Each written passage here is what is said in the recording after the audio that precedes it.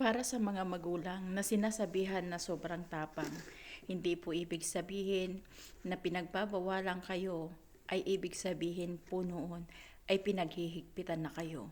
Hindi po ibig sabihin na sinisita lahat ng mga kilos nyo ay ibig sabihin wala na silang pagmamahal sa inyo. Ibig lang po sabihin noon kaya ginagawa ng magulang yon dahil ayaw niyang masaktan kayo. Iniiwas nila na huwag kayong masaktan dahil ayaw nilang makita ang kanilang mga anak na nadudurog.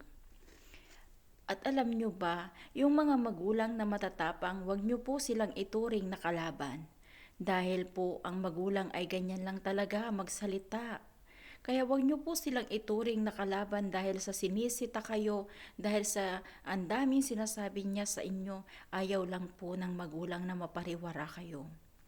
Dahil alam niyo po ba, ang magulang ayaw niya mapariwara ang anak, ayaw niya na nasasaktan, kaya pinuprotektahan sila ng kanilang magulang. Dahil sa bandang huli, pag ikaw ay nadapa, magulang mo lang din ang dadampot sa'yo o pupulot o sasalo sa mga pagkadapa mo. Sila lang din ang yayakap sa'yo ingkis na madapa ka. Lagi po nating tatandaan, ang magulang ay mahalin hanggat na andyan. Andyan pa sila baka bandang huli. Kung kailan wala na, saka mo mararamdaman na mahal mo pala ang magulang mo. Good luck!